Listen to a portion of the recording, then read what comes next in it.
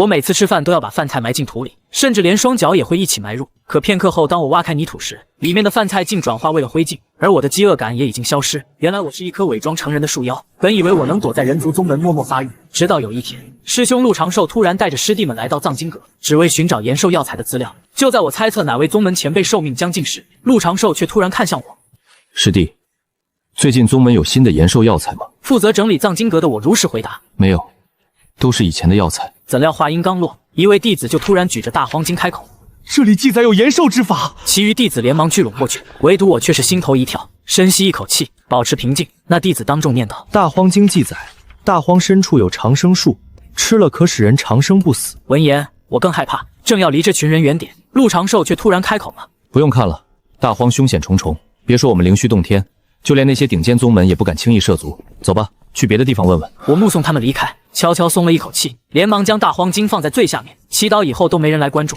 我就是书上记载的长生树，当初刚出生，只有幻化人形的能力，正赶上灵虚洞天招收弟子，不敢乱走的我幸运入选了。可万万没想到，我的灵根资质却很差，修炼了10几年才练起2层后期，于是被派来藏书阁整理书籍。但更危险的还在后面，我虽然能永生，但随着生长，自己身上的妖气却越发难以控制，一旦被人族修士发现，肯定会把我吃干抹净。眼下必须提升修为，掩盖妖气。就在我一筹莫展时，一张纸条却给我带来了重大转机。那天，我如往常一样记录各个弟子送来的纸张，都是谁找到了什么药材，药材有什么作用之类的。可当我打开第10张纸时，里面的内容竟直接让我愣住了。榕树精杀害路人，以血肉为养料，后面还记录了他的炼化血肉和修行之法。我瞬间陷入了沉思，自己是不是一开始就走错路了？草木需要肥料才能茁壮成长，自己这棵树妖是不是也一样？之前的我都是学着人族那样吐纳炼气的，可不知为何修为进步却很慢。我只是记下了那炼化血肉之法，并没有马上修炼。我现在还弄不来养料，只能下个月了。宗门每月都会发放修行资源，我手里只有一颗下品炼气丹。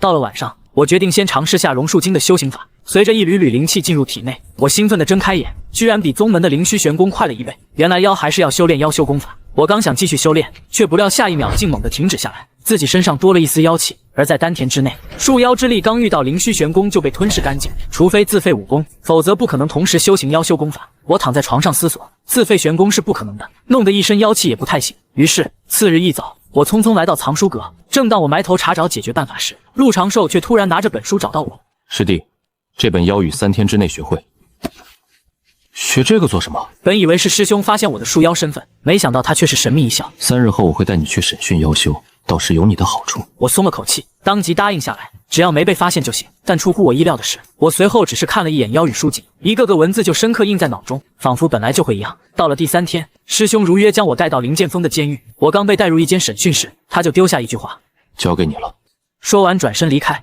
室内只有一名炼气一脉的聂球师兄，不知什么原因被派来审讯妖精。他熟练地从牢房抓了一头豹子精，往刑具处的铁钩一挂，剧痛让豹子精瞬间醒来，正要张口怒吼，可迎接他的却是无情的鞭挞。聂球冷笑道：“我劝你安顿一些，这样我也省些力气。”聂师兄，他在求饶。他说什么？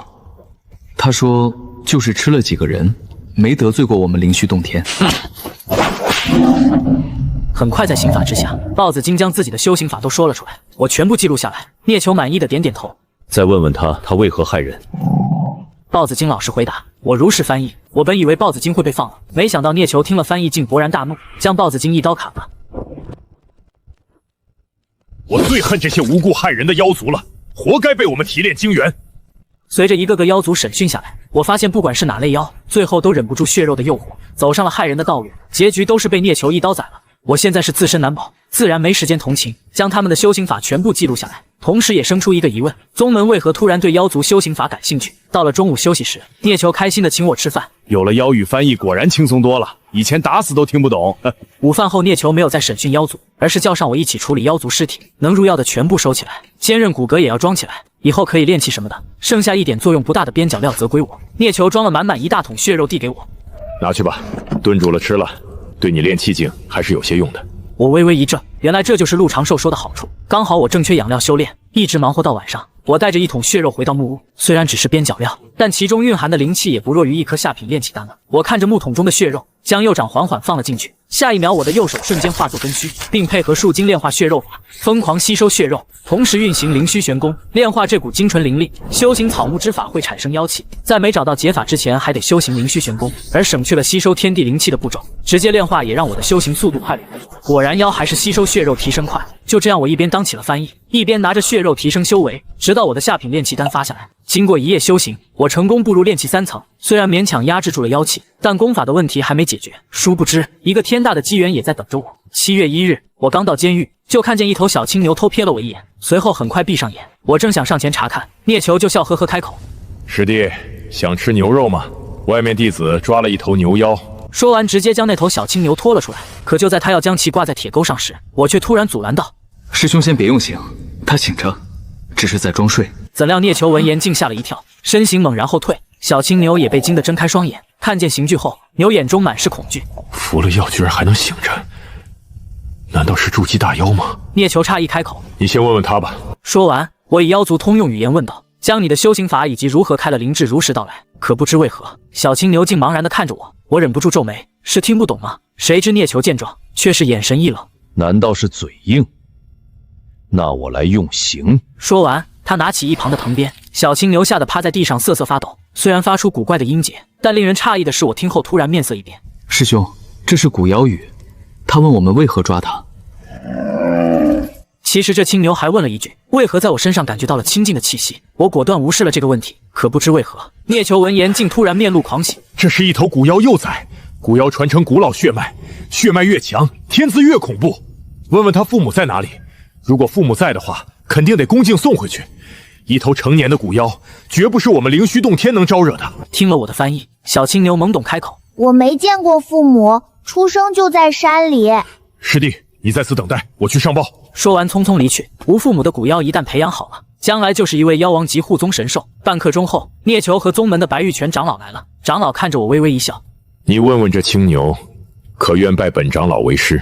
我当即帮忙询问，然而小青牛却是一愣，一时间不知如何回答。我以古妖语开口：“想活命，最好答应拜师，长老还会引导你修行，给你修行资源。”青牛闻言连连点头，当场便拜道：“小妖愿意拜见师尊。”白长老满意点头：“好，好，好，以后为师定将你培养成大妖王。”我有些羡慕，自己身世可并不比古妖差。算了，若得知我是长生树，别说拜师了，估计当场就把我活吞了。不过这次也并非一无所获，白长老随手给了我一瓶上品炼气丹。本老老先带徒儿走了。说完，牵着小青牛离开。一步登天了。是啊，我也很羡慕。都是妖，待遇差距怎么就这么大？到了晚上，我照旧分到了一桶血肉。然而在分别时，聂球却叮嘱道：“别将上品炼气丹的事情说出去。”多谢师兄提醒。上品炼气丹是炼气7层弟子的修行资源，就算是陆长寿这个炼气6层，每月也只是中品炼气丹。可万万没想到，我刚回到木屋，竟发现陆长寿早已等候多时。听闻你发现了古妖，白长老给了你不少好处吧？他本以为我会私藏好处，没想到我却主动将丹药献出。陆长寿打开药瓶，看到有10颗丹药，竟诧异道：“你居然没动！多亏师兄让我学妖语，才有机会遇到牛师弟。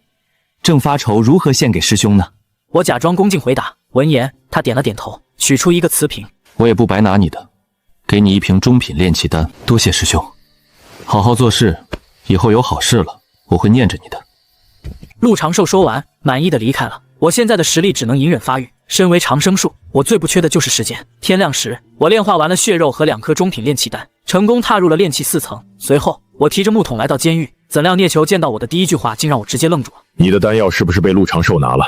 以你的身份和实力，保不住上品炼气丹。”陆师兄心善，还给了我一瓶中品炼气丹。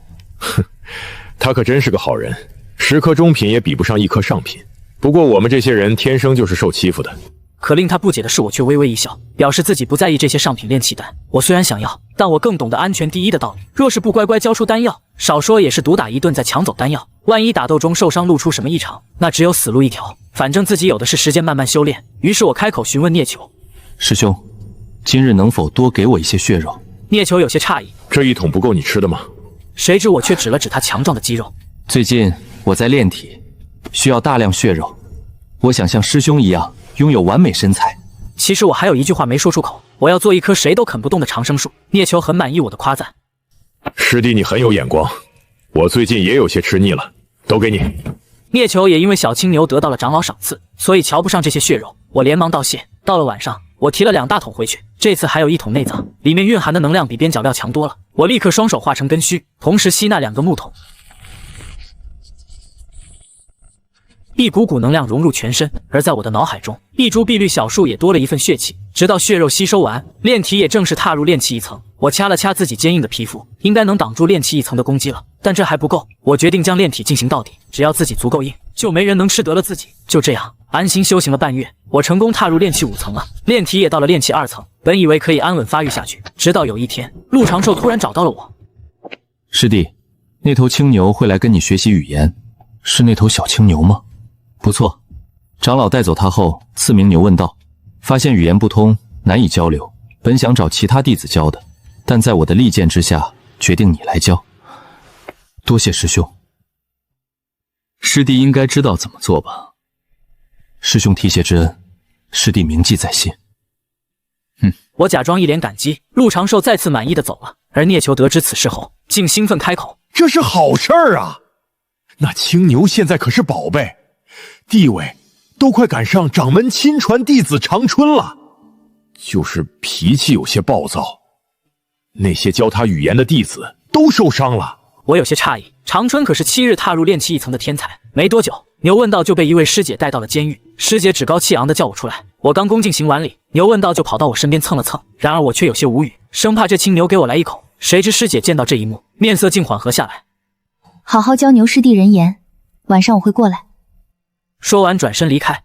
终于见到你了，那群人无法交流，我想吃桃子。等晚上回去，我会告诉师姐给你拿桃子。我边说边带他进了审讯室，怎料他进门说的第一句话，竟瞬间把我吓坏了。为什么我在你身上感觉到亲切，在别人身上却感觉不到？我也不知道，可能是缘分。我只能敷衍回答，自己是妖的身份，谁也不能说。我只想离这头牛远一点。这是第一个察觉到自己异常的家伙。接下来我继续审讯妖族。牛问道见状好奇询问：“你记录这些做什么？”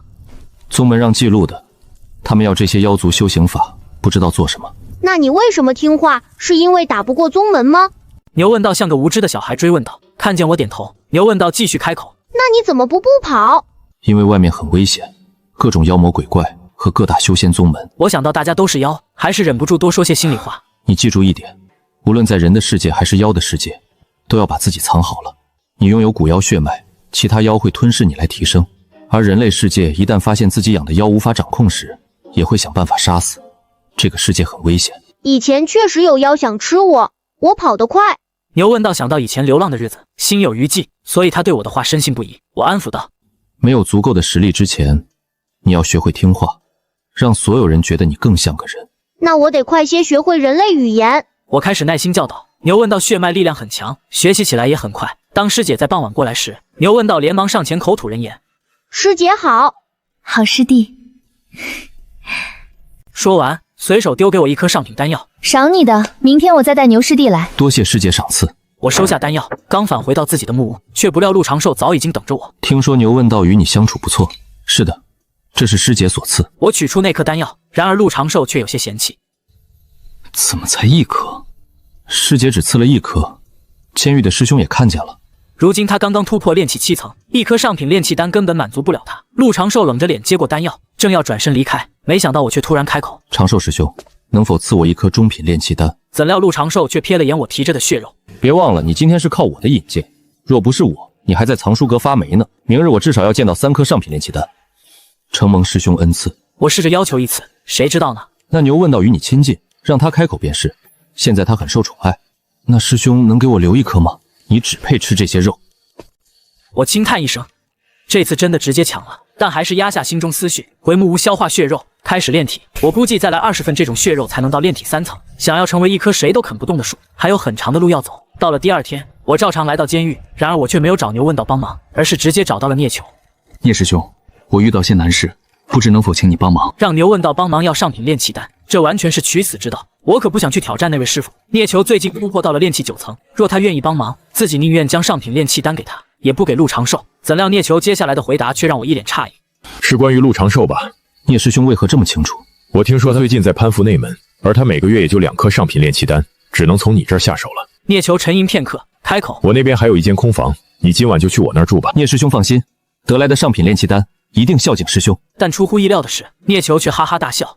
1、2颗你自己留着，多了分我几颗嗑便可。我这人要脸。说完就去处理妖族尸体了。要脸的人好啊，人要脸，树要皮。可陆长寿不懂，我暗暗握紧拳头。这时牛问道突然兴奋跑来，你不知道，昨天我回去叫了一声师傅，可把那老头子乐坏了。你说过要听话，要让他们感觉我能控制。说完，他吐出一个瓷瓶，我师姐给的丹药，分你1瓶。我瞥了一眼，居然是上品炼气丹。这牛问道，真是一头好牛啊！然而我却摆手拒绝了。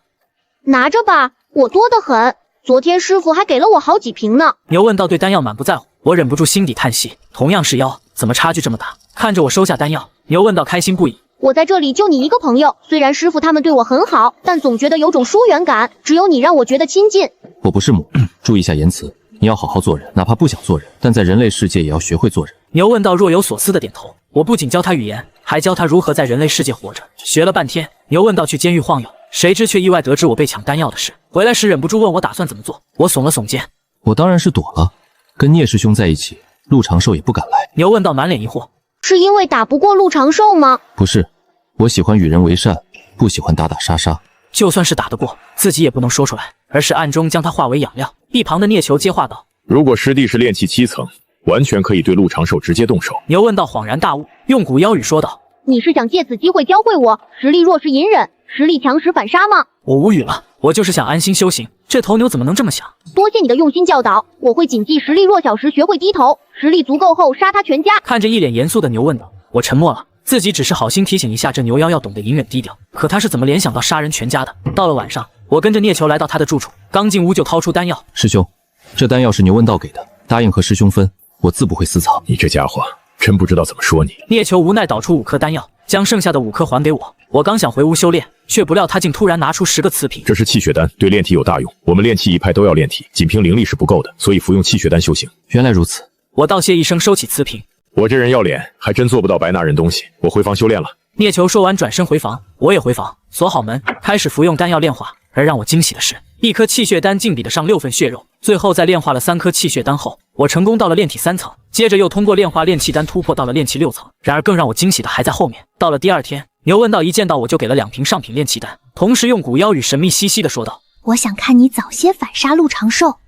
我被干沉默了，你这样一搞，将来就算不是我杀的，那我也脱不了干系啊。牛问道没理会我的沉默，而是突然叹了口气道，要不你跟我走吧，别在这监狱了，我在上面感觉很孤独。身为在人类宗门的妖，你要学会孤独，千万不能表现出想回归妖族世界的想法，这会让人觉得你是养不熟的。牛问道被吓出一身冷汗，连忙点头。日子再次平静下来。陆长寿虽然来找过我，但只是远远看了一眼便离开。他惹不起聂球，我放下心来，刻苦修炼，炼体达到了5层，修为也到了炼气6层巅峰。可就在我准备突破7层时，一名不速之客突然到来。陆长寿，你来做什么？通知你们，半月后的3脉会武之事，亏我之前有好处都想着你，你却背叛我。妖域之事，别人觉得监狱肮脏不愿意来，你就丢给师弟。遇上了牛问道得了机缘好处，你却从师弟那儿把好处拿去吃干抹净。陆长寿，做人要点脸吧。陆长寿脸色难看，却不敢对聂球发作。赶紧滚，看见你就心烦。陆长寿冷哼一声，哼，希望你在3脉会战中也能这样嘴硬。说完径直离开。然而聂球却皱眉看向我。3脉会武是灵虚洞天的弟子比试，你或许能借此跳出监狱。若牛问道帮忙说话，说不定也能拜一个长老为师。不过陆长寿肯定会与你为难。可令他意想不到的是，我却笑道，所以啊，我不去就行了。聂球听后一愣，可牛问道不可能一直来找你，你们之间的差距会越来越大，到了最后你们可能连朋友都做不了。然而我却一脸淡然，本就只是一时缘分，谈何朋友。聂球呆了片刻才反应过来，也是，正是你这份淡漠的性格，牛问道才会亲近你，白长老才允许你与问道做朋友。若是借机向上爬，师姐早就清理你了。我没有接话，而是转移话题问道，师兄是想去3脉会武，跳出监狱？聂球坦然开口，当然，我已经达到炼气9层，只要能拿下所在一脉前10，就能得到1颗筑基丹，有望筑基。师兄天资也不差，怎么会沦落到监狱？然而聂球却是摇了摇头，没有多言。我见状也没有多问，身为妖要谨记一点，不要有太大的好奇心。到了第2天，牛问道也得知了3脉会武之事，一见到我就说，师父决定让我和长春师兄一起前往灵虚秘境，听说里面有奇珍异果，当然也有危险。然而我却摇头道，多谢你的好意，我不想去，我只想安稳休息。谁知牛问道又开始自行脑补。我明白了，你想继续隐忍，直到能够报仇后才出手。我沉默了，这牛妖为何一直坚定地认为我要报仇？你这样的话，我就算是实力够了，也很难下手了。牛问道继续说道：明日我就要去秘境提升实力了，师傅想让我在比试中拿到好名次，最好连长春一起打败。说到这里，牛问道突然低声道：我感觉那长春有问题，不像是传闻中的天才。闻言，我脸色却瞬间严肃。人类喜欢隐藏自己的秘密，切记不要过多探寻，因为人类为了保守秘密，会想办法除掉知道秘密的人和妖。牛问道重重点头，懂了，若是有好处就去弄清楚。我被他干沉默了，我是不是该夸他很有悟性？最后牛问道走了，临走前又给我丢了3瓶上品炼气丹。这牛是头好牛，希望能听进去自己的话，多隐忍一段时间。返回住处时，我再次遇上了陆长寿。长寿师兄，你还真是时刻关注着我。然而陆长寿却死死盯着我。若非你，现在进入灵虚秘境的，该有我一个。我平静开口，那可太不幸了。师兄，这是竹篮打水一场空啊！话音刚落，愤怒的陆长寿正要出手，但看到不远处的聂球，又冷静下来。聂琼10日后就要回炼气峰，到时无人护你，看你能如何？人心呐，贪婪无尽。我摇摇头，起身离开。长生树也是有脾气的。10天后，聂球果然要回气脉做准备。好在他临走时为我开启了大阵。师弟，安心闭关，等我回来。若我能拿到筑基丹成功筑基，就会有独立的炼气法。到时候跟我学炼气吧。可他绝对想不到，他竟是一语惊醒梦中人。既然那些妖族骨骼能炼气，我为何不把自己当成一件法器炼制？于是我暗下决心，以后和聂球好好学习炼气之道。但眼下我得先解决最大的危机。聂球刚离开没多久，陆长寿果然来了，但见到大阵根本就进不来。就在他要含恨离开时，我却突然大摇大摆地走出阵法。可奇怪的是，陆长寿见状竟没有行动，只是冷冷盯着我，估计是担心将我吓回去。我思索片刻，突然遁地而去。陆长寿感受到我的气息，冷哼一声，原来是土遁术，难怪该敢出来了，而且居然从炼气2层踏入6层，这耗费了多少丹药？这些都该是我的。想到这里，他的内心几乎扭曲，施展遁法追踪而来，进入一处幽静的树林。陆长寿才猛地从地底遁出，他居然失去了我的气息。难道聂球还给了我隐藏气息的法器？就在他皱眉思索时，一道剑光竟瞬间从身后的树木冲出。仓促之下，陆长寿身形暴退，长剑连刺，剑锋交接。陆长寿手臂一颤，长剑险些脱手，我的剑却是顺势而上，划破了手腕。上品法剑，炼气7层。你问道到底给了你多少资源？你居然能踏入炼气7层？他得到的消息只有那位师姐赏赐。私下里，牛问道给了我多少，只有我和聂球清楚。我不语，剑锋再起，一股沉闷气息弥漫而出，隐隐有乌云在头顶翻涌。凌云3剑，乌云之怒。陆长寿自然认得这招，同样催动灵力，同样的一剑。就算你踏入炼气7层，也不是我的对手。同样的剑招即将碰撞，却见我突然遁地消失。陆长寿面色一变，但剑招已然无法收回。无声无息间，如若幽灵从地底钻出，一剑穿身，鲜血流淌而出。陆长寿剑招尽散，看着穿身一剑，勉力提剑，可是我又遁走了。陆长寿趁机服下一颗丹药，怒吼道：卑鄙！你有本事出来硬碰硬一战！如师兄所愿。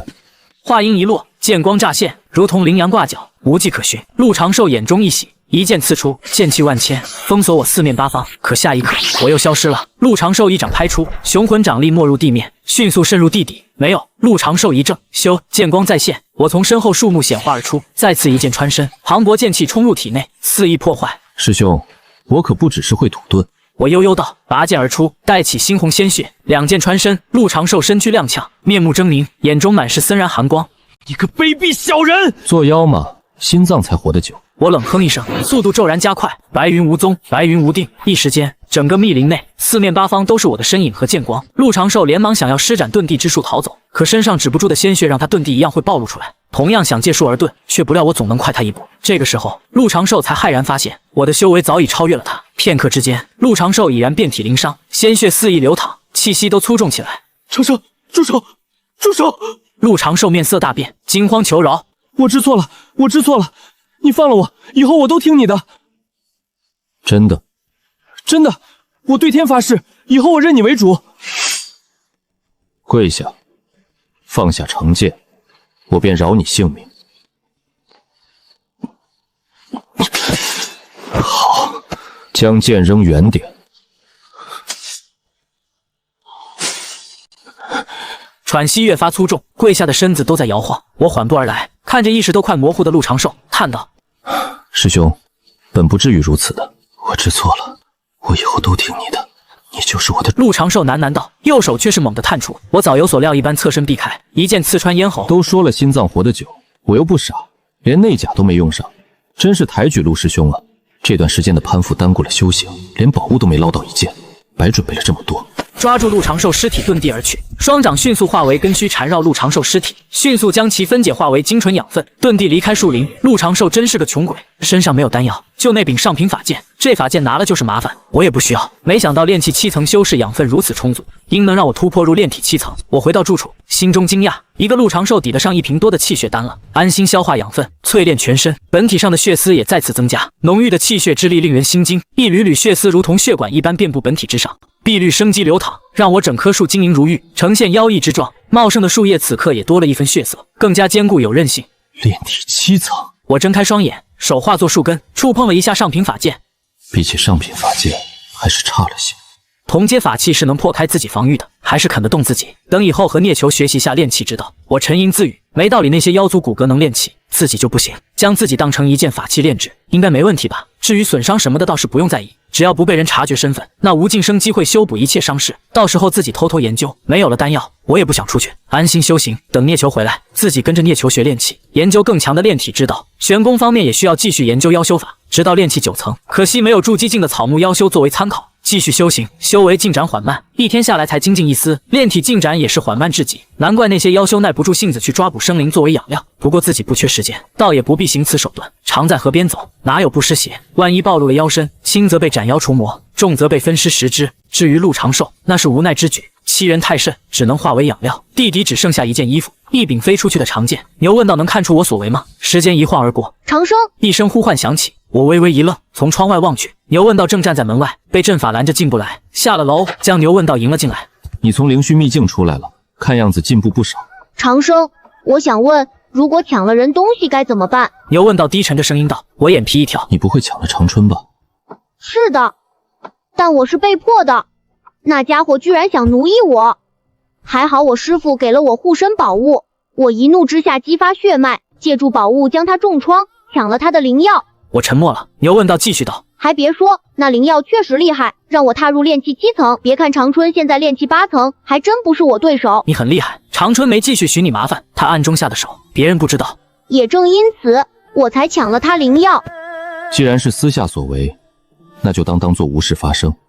你将此事告知你师父，他也会劝你忍耐下来。我打得赢长春，为何还要继续隐忍？我光明正大打败他，说不得能夺他位置，成为大师兄。我师父就是这般想的，会支持我。哪有这般容易？你打得过长勋，打得过掌门吗？你师父帮你，掌门就不帮长青了？你说的对，不过那长春确实有问题。白玉泉只是筑基，而掌门可是金叶还丹，差了一个大境界呢。有问题就有问题，不要有太大好奇心。我从他身上感应到了妖气，我没有探查，只是交手时感应到了妖气。我心头一跳，难道灵虚洞天真的在研究妖族修行法？长春就是第一个修炼者。就当什么都不知道，适当装傻，你才能在灵虚洞天活得更好。我这是有秘密了。对，你有秘密了。你去和你师父说时，只说长春害你，不要提灵药之事。为何？那灵药这般贵重，怎么能不说？反正只是长春一人知晓，你打死不承认便是。我记住了。那回去吧，以后别轻易来找我了。你是古妖天才，而我只是个普通弟子。我们是朋友呀，身份地位差距太大，就不是朋友了。我不理解。对了，你报名三脉会武，是想当着所有人面打败陆长寿吗？我什么时候报名三脉会武了？不是你自己报名的，我在名单上看见了你。不是，我只想安心修行，不想这些。哪个混账帮我报的名？没有我的身份令牌，是怎么报名成功的？等我回去帮你问问。牛问道，说完便离开了聂球住处。我眉头紧锁，究竟谁干的？三脉会武这等抛头露面的事情，长生树怎么能干？直接不去好像不行。三脉会武对于灵虚洞天来说极为重要，报名却不上去，那是大罪。算了，不管是谁干的，到时候直接认输。长生树还是要低调，不能太惹人注意，除非自己确定对方砍不动自己。而另一边，牛问道来到白玉泉住处，白玉泉刚修行完毕，见他回来，听说你出了灵虚秘境，去寻了长生，为何不直接回来？师傅，我是不敢回来啊，徒儿委屈啊。你委屈什么？是谁欺负你了？这可是他的徒儿，古妖天才，怎么能受欺负？在灵虚秘境，那长春想奴役我，幸有师傅给的手段，才保下一命。徒儿心中委屈，不敢言语。长生叫我语言，地位低微，可以诉苦。诉说之后，心情才好些。回来见师傅。奴役你？他怎敢如此？为师这就带你去寻掌门。师傅息怒。牛问道连忙拦住，徒儿委屈些没什么，长春乃是掌门弟子，掌门弟会偏袒，最后也会不了了之。白玉泉神色复杂，这牛问道真是贴心，确实掌门会偏袒自己弟子，他去了也没什么结果。好徒儿，为师没用，委屈你了。师傅，你已经对徒儿很好了，徒儿只想师傅开心，只想和师傅好好修行。牛问道亲密地蹭着白玉泉衣衫，白玉泉神色动容，能得如此古妖弟子，真是自己的幸运。自己弟子受欺负，却不能为其出头。白玉泉长老心中叹息，却也知道自己去找掌门也无用，无法为徒弟出气，只能给他更多的照顾。于是乎，牛问道又得了一堆资源，还有护身手段。长生叫的真好，只是几句话便让我得了一堆资源。牛问道心道，真是自己的好朋友。而我运转灵虚玄功和炼体法，默默修行。时间流逝，剑脉会武的日子如期而至。有弟子给我送来参赛剑令，让我准时前往比武。我不得不走出住处，前往会武之地，距离不远，正是灵剑峰弟子们练习术法之地。如今已经摆好了10个擂台，四周除了灵虚洞天剑脉的弟子，也有丹脉和气脉前来观看，现场很热闹。我不喜欢。长老来了，掌门来了！一声声惊呼响起，我抬眼看去，一名头发半白的男子，身穿紫色道袍，神情刚毅，腰挂一块金色玉佩。此人正是灵虚洞天掌门葛望仙，金叶还丹之境。在其身后，则是一位鹤发童颜的老者，皮肤如同婴儿一般，面上挂着慈祥笑容。此人是灵虚洞天大长老顾恒通，筑基顶峰之境。恭迎掌门，恭迎大长老。掌门登上擂台，面上满是笑容。他登上擂台，扫视全场，全场弟子安静下来。2年一度的三脉会武，此次却是不同以往，因为我灵虚洞天天才踊跃，未来必然辉煌。各位弟子都知道，本掌门收徒长春7日练气，都有听闻。长春师兄天资无双，绝世之姿！长春师兄天资无双，将来……一群弟子疯狂吹捧，我也跟着附和吹捧，表现的和这些普通弟子没什么区别。有多天才，我不关注。除了古妖青牛问道，我还没见过什么天才。葛望仙很满意众弟子们的反应，点头道：虽然长天天才，但宗门还有一位天才，那就是白玉泉长老的弟子，一位古妖血脉牛问道。当真是天佑我灵虚洞天！牛问道的消息早已传遍整个宗门，为了遇上古妖，不少弟子都往监狱跑过。天佑灵虚洞天，天佑灵虚！若是牛问道和长春都成长起来，必然将灵虚洞天带上一个新的高度。长春、牛问道有原始宝珠之姿，将来必定超越本掌门，带领宗门强盛。原始宝珠之姿！弟子们哗然，震惊不已。掌门也只是金叶还丹，之上才是原始宝珠。将来都能超越掌门，那灵虚洞天肯定更上一层楼。此次剑脉会武，长春和牛问道不会与你们争，你们依旧是10个名额。葛望仙声音响起，待选出10人之后再与你们比试，不影响你们排名。掌门英明，弟子们顿时沸腾了。有几位炼气9层顶峰差点激动地跳起来，他们一直忌惮着长春和牛问道，没有把握能对付。如今掌门这般说，那就还是10颗筑基丹可以争夺。好，本掌门宣布，灵虚洞天剑脉会武开始，报名者上台抽签。葛望先说完，目光看向顾恒通。此次会武一切由大长老主持。说完下了擂台，有弟子搬来桌椅，顾恒通登上1号擂台，神情坦然，如以往一般手捧剑签，让弟子们抽签。话音一落，一位位弟子纵身跃上擂台，手中拿着一块巴掌大小的剑令，我手中也有一块，无奈叹息一声，前往10号擂台。擂台上已经有弟子排队，我便排在下面。一位位弟子抽签，带着签号下了擂台，安静等候。很快轮到了我，我抽到了83号。这抽签不分先后，总共有120个会武名额。根据签号与相邻的比试，1号与2号比试，3号和4号，以此类推，我则要和84号比试。一位嘴角有痣的弟子瞥了我一眼，看见了我的号码。师弟，你是83号。师兄，莫非是84号？不是，我是72。我没有多言，10个擂台同时开启，两人对战，一次20人。我和参赛的弟子们在一旁耐心等待，一位位炼气境弟子上台。我看着这些弟子，最差的也是炼气7层，一个个风华正茂，年轻气盛，都充满了自信。我也打量着这些人的术法手段，炼气境还不通飞剑之法，只是寻常剑诀。不过他们都学了其余手段，比如掌心雷。虽然炼气境的掌心雷只闻雷声不见雷霆，掌力却是刚猛霸道，也是不凡了。好强！这一剑怕是能威胁炼气8层了。只见10号擂台上两位弟子剑气如雨，身法之快，在擂台上留下一道道残影。我认得他们所用剑法灵虚13剑，这套剑法讲究的是迅捷狠辣，招招不离要害。13剑齐出，笼罩敌人周身所有方位，让人无处可避。灵虚洞天的弟子们几乎都会修习这套剑法，我自己所修行的凌云3剑反而不如这灵虚13剑受欢迎。凌云3剑缥缈无踪，不可捉摸，视敌已弱，寻找敌人破绽，再发出乌云之怒，一击必杀。我觉得灵虚13剑更像是莽夫之剑，虽然看着很强，但讲究的是一股气势，杀敌的决心。我不喜欢这种剑法，一套杀不了敌人气势就泄了，可能连跑的机会都没有。还是凌云3剑好，随时可撤退，保命为上。这种同样武学的比武，拼的就是剑法掌握、战斗经验还有修为了。1刻钟后，第1轮比试结束，10位弟子被淘汰，一脸不忿之色，表示来年再战一定会打败对手。下面弟子们则在讨论，若是自己遇上了该怎么办，能不能胜过对方。有人信心十足，有人已经忐忑不安了。我神情平静，自己就不担心，上去认输就是。一直到临近中午，终于轮到了我。我带着签号和剑令登上了擂台，手中的长剑则是从聂球处带来的。比武的话，宗门可不会准备武器。我的对手是一位约莫20来岁的道人，炼气7层中期。我拱手道：“小弟李长生，见过师兄。”灵剑锋韩久远，我认得你，你在监狱发现了牛问道。师兄知道小弟，是小弟的荣幸。听闻你遇见牛问道之前只是炼气2层，没想到今日却敢站在这擂台上与我比试。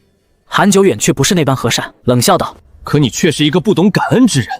当初让你学妖语给你机会的师兄，在你攀上牛问道之后，便将其一番羞辱，断绝了来往。”我微微一怔，师兄何出此言？在下不曾如此。这李长生居然是这样的人，攀上牛问道，马上忘了之前的师兄，真不是个东西。哼！下面弟子们闻言当即怒骂起来，看向我的眼中满是鄙夷之色。今日我就为那位师兄好好教训一番。韩久远冷声道：“你本天资低劣，不过靠丹药强行提升，今日就将你打回原形。以后好好待在监狱，别再有其他想法。”我眉头一皱，心中明了，不再多言。师兄多言无益，请吧。眼前人应该是陆长寿的熟悉之人，这会武乃是大长老一脉主持的，暗箱操作与我对上很容易。韩久远冷哼一声，长剑出鞘，霎时间剑光弥漫，10数道剑光直逼而来，封锁四面八方。韩师兄不要留手，将他打回监狱，废物就该好好在监狱待着。下面也有不少弟子高声呼喊，想要以此扰乱我内心。我连忙拱手，丢出自己的剑令：“师兄实力高强，在下认输。”韩久远一怔，下一刻却是面色冰冷，剑光直刺而来。我面色一变，剑光已至身前，佯装慌乱，踉跄而退，身躯几乎是擦着剑光躲开，快速退到擂台边缘，一个不稳直接摔了下去。韩久远微微一呆，我却是迅速爬了起来，在擂台下拱手道：“师兄剑法高明，在下输了，告辞。”韩久远、下方弟子以及这一幕也让大长老顾恒通瞥了一眼，却没有多在意。真是废物，被韩师兄一剑吓破了胆。韩师兄的灵虚13剑简直出神入化，刚才我都没看清。是啊，韩师兄太厉害了，这种依靠攀贴牛问道的家伙能有什么本事？很快，韩久远淹没在一阵吹捧之中。韩久远有些茫然，真是这样吗？可是他还没真正出手呢，答应过陆长寿要好好教训我，不说重伤，至少要让我狼狈至极，丢尽脸面。现在脸面是没了，可压根就没受伤。而这小子失败了，怎么不伤心，反而拍拍屁股就走了，好像很兴奋一样。对了，自己好像几天都没见到陆长寿了，这会武怎么也没见到。我却不理会这些，就是来认个输。现在已经输了，该回去安心修行了。回到住处，我再次安心修炼。虽然没了丹药，修炼进步很慢，但修行本就是日积月累的活计，慢慢打磨灵力，安心修行。外面的一切事物都与自己无关，什么三脉会武，爱怎么比怎么比吧。一直修行到傍晚，牛问道又来了。我叹道：“不是说不要轻易来找我吗？”虽然牛问道给我资源，是头好牛，但牛问道风头太盛，来了这里我也会被人关注。我是来安慰你的。我愕然。安慰我？什么会武啊，连一招都没接下，狼狈倒下擂台，这确实很丢脸，但不能为此伤心。我相信你一定能振作起来，早晚打败那个韩什么来着？韩中久远。我没事，不用安慰。你不用假装坚强。我揉着眉心，是头好牛。我本来就不想参加会武，让一棵长生树去抛头露面压力很大的，除非确定他们都啃不动自己。你故意认输？名都报了，人都上去了，为什么不拼一把？我实力不够，还要继续隐忍。我只能以牛问道能理解的方式向他解释。跳出监狱足够了。你就不向往上面的好资源？不向往。我也想要好资源，但要与人动手去争，那还是算了。自己炼体还挡不住同阶法剑，比武之中不缺炼气9层的。第一轮就是炼气7层中期的韩久远，第二轮呢，万一受个伤，大庭广众下长生树飙血，那画面太残酷，不敢想象。好吧，我还想等你取得好朋友，与我一起修行。你要明白，你是天才，注定要走上巅峰的，不能盯着我这个废物。我本想给你资源的，但我师父限制了我的资源。他说要用来拉拢剑脉弟子，这样我身边有人，以后多个保障。听你师父的，我不用资源。以后我会去炼气一脉，要跟聂师兄学炼气，这就是我的一生。那太可惜了。牛问道有些低沉，我是他唯一感到亲近的人，在我身边才不会觉得孤独。可是我不愿意随他上去，天资确实差了点，若没有他给的资源，或许现在才炼气4层。人类有句话，不如意事10之8九，不可能事事都如意。以后还能找你聊聊吗？就是单纯的聊聊。这个私下里可以，别让你师父知道了。好，长生，若有一天我回了妖族，你愿意跟我走吗？到时我会带师父一起走。断不可有此想法。你现在在人类宗门，想回妖族世界，我和你师父去了妖的世界，和你的感觉一样。以后不论何地，不论是谁，包括你师父，都不能再说此话。这次我就当没听见。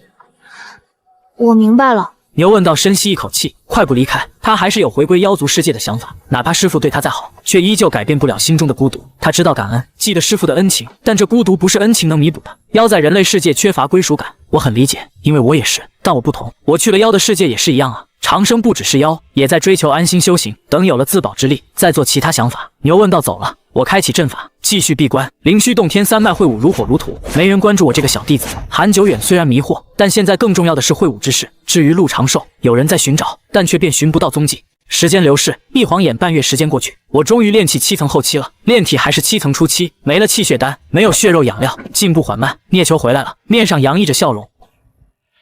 聂师兄，恭喜聂师兄得到筑基丹。你一直在闭关，怎么知道我得了筑基丹？师兄脸上写着呢。若不是得了筑基丹，怎会有如此笑容？我确实得到了筑基丹，也可以回气脉了。聂球取出一个瓷瓶，里面有一颗青色丹药。待我筑基，带你去气炼气。多谢师兄。我转身欲走，心想去了气脉，牛问道应该不会再随时来寻我了。聂球却没急着去突破，而是道：当初我与人炼气赌斗，自负炼制的上品法剑不比那些炼气9层的差。失败者筑基之前，除了会武不得回气脉。幸亏遇见了你，才能让我达到炼气9层，夺得筑基丹。当初师兄是赌斗输了，难怪师兄会在监狱。那胜者呢？胜者第11名，败于我手。这次我却要先他一步筑基。恭喜师兄！我再次道喜。不说了，我去修行，等我筑基成功。你瞧我这记性，这是给你带的上品气血丹。多谢师兄。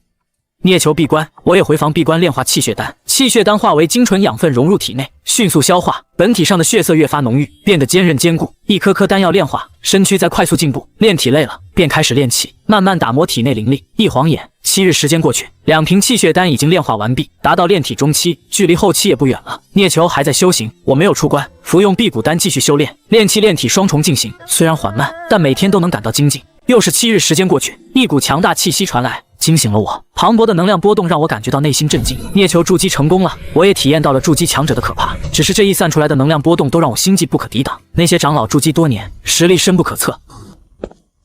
恭贺师兄筑基成功。聂球走出房间，浑身散发着强大气息。我还要3日时间巩固修为，3日后我们去气脉。是。我转身回房，3日时间瞬息而过。聂球修为稳固，气息内敛，以储物袋将几层法器全部收了。走吧，带你去气脉。灵剑锋这边我会联系。多谢师兄。你我之间不必客气，你可是我的贵人。聂球一笑，一挥手，法剑飞出，一手提着我，踏剑而上，御剑而行，瞬间升空，消失在云层之中。筑基御物，金丹驾云，这剑差了点儿，等入了气脉便可重练。以师兄的技艺，自然轻而易举。灵气峰，聂球带着我来到峰顶，宫殿阁楼连接成片，灵气浓郁程度远非之前在灵剑峰可比。牛问道说灵剑峰有聚灵阵，这灵气峰也有聚灵阵。店里面只有一个白须老者正在悠哉品茶。吴长老，聂球走了进去，恭敬作揖。不错，不错，不错。有我当年几分风范，自己去领吧。这是你的炼气室。说完，抛出一块漆黑令牌丢给聂球。多谢长老。聂球接过令牌，上面刻画着13字样，带着我下了峰顶。这里周围有不少房屋，但相互间都隔了数十米的距离，每一间房屋都有冶炼炉，以阵法隔绝，周围也有茂盛的草木遮掩。来到13号房屋，3层小楼，以令牌开启阵法进入屋内。院内有一个巨大冶炼炉，还有一口水井。你且在此等我，我先去领取风云极炼。是。我乖巧应了一声，进屋等待。1层内摆放着各种锤子、冶炼工具，2楼和3楼是居住之地，我没有乱碰，盘坐修行。这里的灵气虽然不如峰顶，却也远超我之前所在之地。约莫半个时辰，聂球回来了，手中拿着一本小册子。师兄，聂球打开储物袋，取出一堆书籍。这上面的阵法你多看看，自古阵气不分家，炼气先学阵法。是啊，不然的话，这些法器如何能够坚韧难摧？如何加持修士的力量？好的炼气材料也需要阵法帮助，否则只是材料。原来如此，我一定用心学习。你想学，我就全心教你。等你筑基，也传你风云极炼。风云极炼，这是灵气峰的独门炼气之术。不错，风云极炼，传闻是灵虚洞天祖师在一处古遗迹中习得的，可惜只是残缺。最高只能炼制金叶还丹的二法器，了不得的法门。可惜筑基期才能修炼，因为炼气修士灵力无法支撑，只有筑基的浑厚灵力才能摆脱修炼炉。以灵力炼制，筑基期脱离了凡火，可以灵力化真火炼气。师兄，我心中好奇，你说能不能把活物炼制成气，而且那活物还活着？活物？对。比如一棵灵树，直接将一株树炼制成法器。你这脑子，自然不可能，活物会被真火焚毁。我沉默了，我炼体挡不住同阶法器，便是突发奇想，若是自己将自己当作法器炼制呢？身上刻满阵法，那是不是就能兼顾到同阶法器破不了？我安心学习这阵法知识。陆长寿的长剑终于被人找到了，可除了长剑，再无其余物品。陆长寿失去了踪迹，灵剑锋也派人调查，自然有人找到我。可我有聂球作证，这李师弟半月来一直随我闭关，寸步未离，我可为他作证。当时我开启了阵法，并未告知长生如何调动阵法，他相当于被封困。聂球解释道，这句话一出，直接解决了我所有疑点。调查的弟子只能离开。我拱手道，多谢师兄。当时聂球可是教会我自由出入，掌控阵法。聂球现在这么说，直接将我摘除出去，与这事无关。待弟子走远后，聂球道，陆长寿不会真是你杀的吧？怎么可能？陆长寿可是炼气7层，我如何是对手？也是。聂球点点头，不再多想。陆长寿没了也好，没人寻你麻烦，安心跟我学炼气。我叹息一声，不再多言，安心学习阵法。陆长寿的事情最后也只能不了了之，除了一柄剑，再无其余线索。那残留的衣服还在地底藏着，就算是找到衣服，也只是确认陆长寿死亡而已，断不可能查出我来了。却说这一事情，我也彻底安心了，专心研究阵法。聂球也悉心为我讲述炼气之道。炼气看着简单，却是困难重重，是精细手艺。阵法万千，以气承载。你之前问活的灵物，炼制真火，耗磨材料，已然杀死了灵树。而我们需要的是一件能承载自己力量的法器，不论是草木也好，还是矿石材料、妖修骨骼，其实对于我们的灵力运转都有阻碍。阻碍？对，毕竟不是我们自己的身体。所谓炼气，就是消除这种阻碍，将之化为能顺畅运转、增幅我们灵力的法器。所以灵物不可能活着，我们会以真火去除器物杂质，将之形体焚烧淬炼，重新构造，如何能活？原来如此。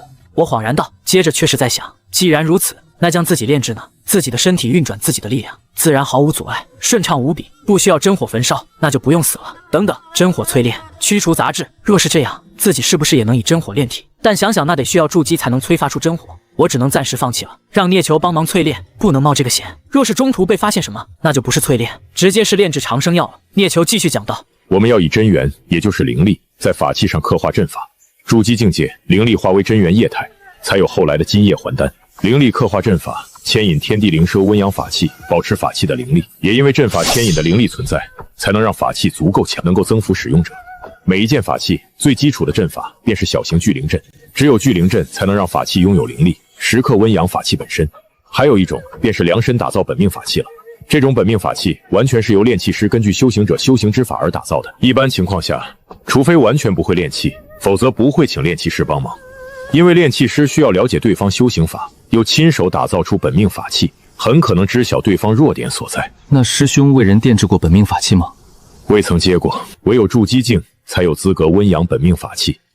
本命法器需要真元温养自身心血，炼器境可做不到。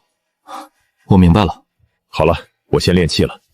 这里有炼器境材料，还有打造之法，你先自行研究。聂球递给我一个储物法宝。我刚踏入筑基，需要修习风云极炼，闭关炼制法器。好。我接过储物袋，带着阵法书籍离开房屋。我盘坐在外面冶炼炉前，钻研阵法、聚灵阵、五行迷踪阵、玄金阵、灵木阵、幻阵、灵虚剑阵等各种炼器境阵法。我沉浸其中，这些阵法并不算复杂，毕竟只是炼器境层次的阵法。学阵法的最好办法便是画出来，在地面上画好再毁掉。虽然地面画的阵法几乎没什么用，因为泥土不蕴含灵力，自然无法驱动阵法。我刻画着一个个阵法，聚灵阵、五行迷踪阵、幻阵，上面的阵法全部刻画。我尝试心中对比了一下，如果将这些阵法刻画在自己身上，自己怕是得修改一番运功路线了，只能压下心中想法，等以后去气脉藏书阁看看能否找出解决之道。学习完阵法，便是以灵力刻画了，选了石头作为试验品，或者取一节木材在木材上刻画。我没有急着炼器，要做好万全准备再开始炼制法器。一天下来，我也只是学会了阵法而已。7日时间过去，阵法彻底掌握，才开始在石头和木材上刻画。石头和木材太小太脆弱，刻画起来很难。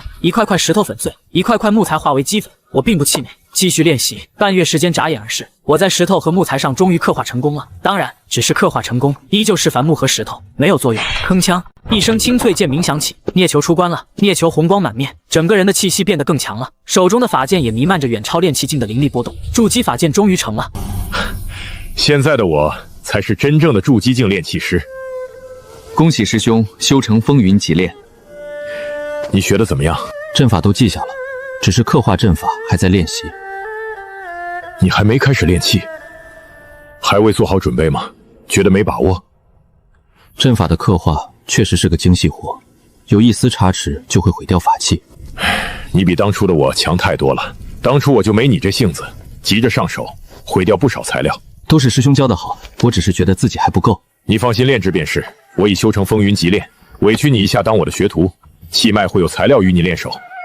这是长生的荣幸，见过师父。叫什么师父，依旧师兄弟相称。学徒又不是非要是徒弟，若非你这个贵人，我也无法筑基成功。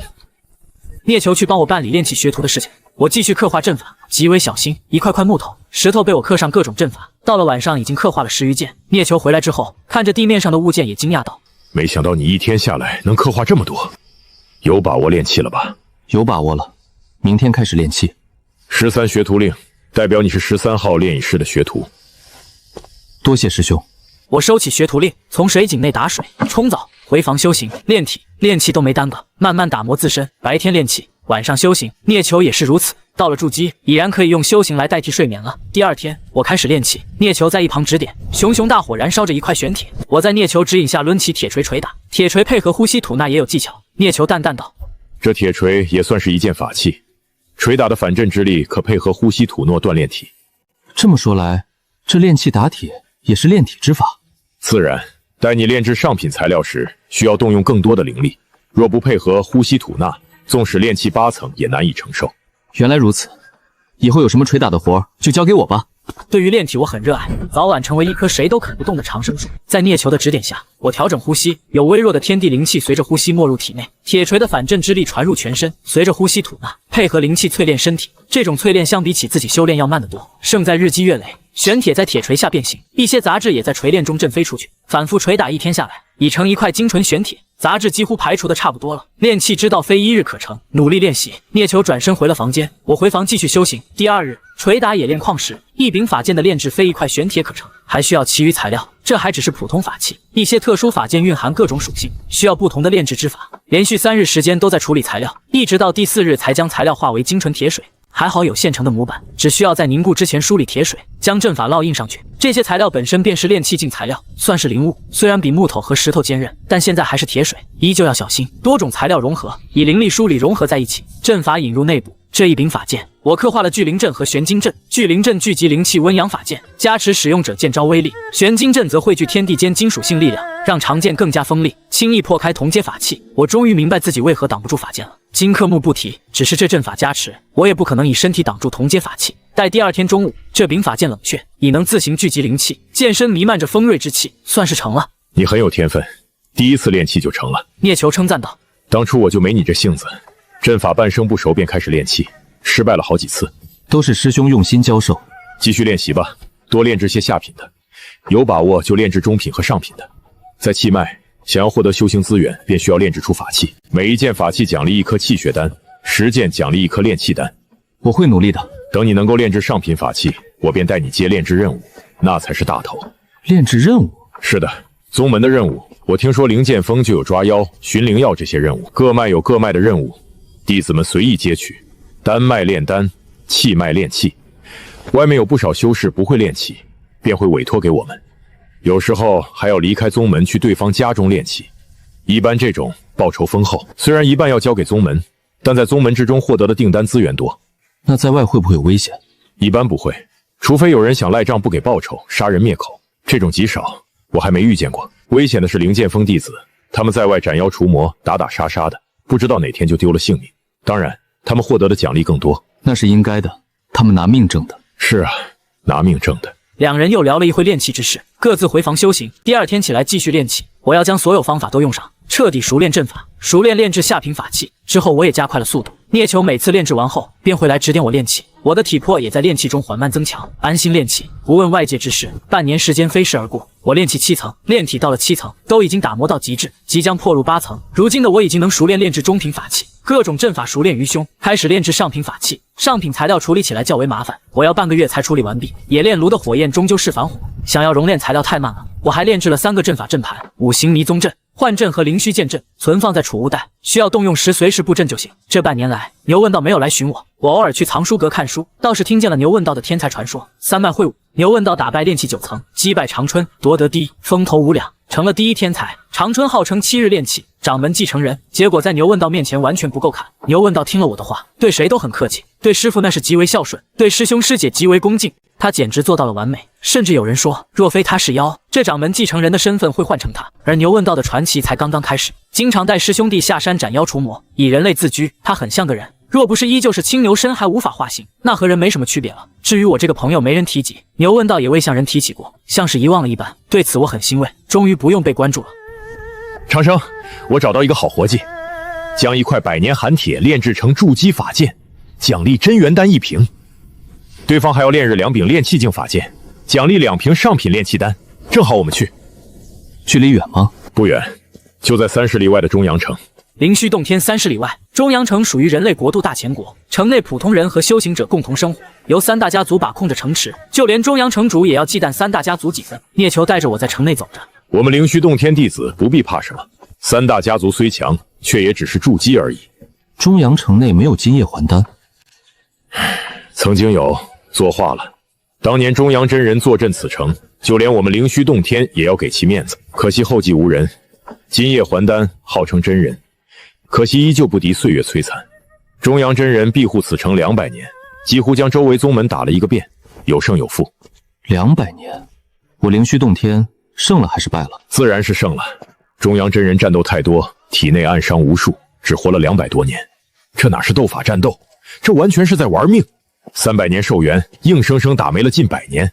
我目光扫视四周，有不少修行者遇见我们，都刻意远离了几步。无他，全因他们道袍上绣着“灵虚”2字。灵虚洞天在中阳城名气不小。说话间，两人来到一套宅院，前院门匾高挂着“青柳院”，敲响大门，一名老者开门相迎，将我们请了进去。院内有一棵老柳树，枝繁叶茂，一男一女2人盘坐在柳树下修行。灵虚洞天，气脉聂球，见过道友。这位是师弟李长生。老者还了一礼。老朽柳青，那2位是老朽孙子，待修行完毕便来拜见。倒也不必，还是直入正题吧。柳青点点头，一挥手，3块矿石出现，一块成年人脑袋大小的寒铁，散发着刺骨的寒气，比我练气7层顶峰的修为都抵挡不住。另外2块要小上不少，只有寒铁一半大小，一块赤红，弥漫着热气，竟能与寒气抗衡。最后一块却是青色，周围像是有一缕缕微风一般。聂球面露惊讶之色，寒铁、赤岩石、清风石，道友好机缘，竟能得这3块好材料。祖传之物，有劳2位道友炼制成法剑，不知需要多久。寒铁炼制筑基法剑已然足够，另外2块确实少了些，可还有别的辅料？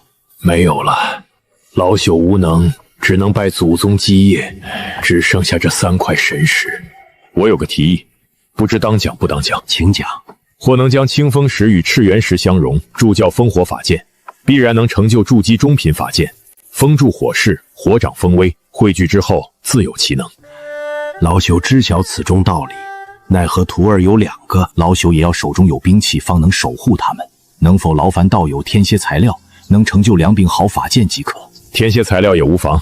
那就有劳道友了。寒铁之剑可将差些边角料，道友尽可取用。聂球微微颔首，很满意柳青的提议。毕竟我们来练气，总不能倒贴进去吧？赤岩石和清风石都不小了，这么一大块寒铁，怎么说也要留些材料下来，哪怕是一些边角料，积攒起来以后也能用上。他的筑基法剑只能算是普通法剑，可没有特殊属性。柳青倒了茶水，此地可有炼炉？没有。聂球没有再多言，我静静地站在他身边。没多久，那一男一女修炼完毕，前来见礼。我也跟着还礼。2人年纪都不大，约莫16、17岁，男子俊俏，名为柳贤，女子名为柳清月，半边脸极美，另外半边脸却是有一块红色胎记，破坏了美感。相识之后，柳青带着我们来到地下密室，这里安静异常，不被打扰。2人带着骑士进入密室之中。聂球道：本想让你练练手，可此地也没有炼炉，而又都是骑士。师兄，此等奇物我也不敢上手，我去外面等师兄玩玩，还未出来过。聂球一翻手，取出一个钱袋子，这里有些大钱币，可买些小玩意儿。我寻个房间修行，不想出去。拿着吧，万一有用呢？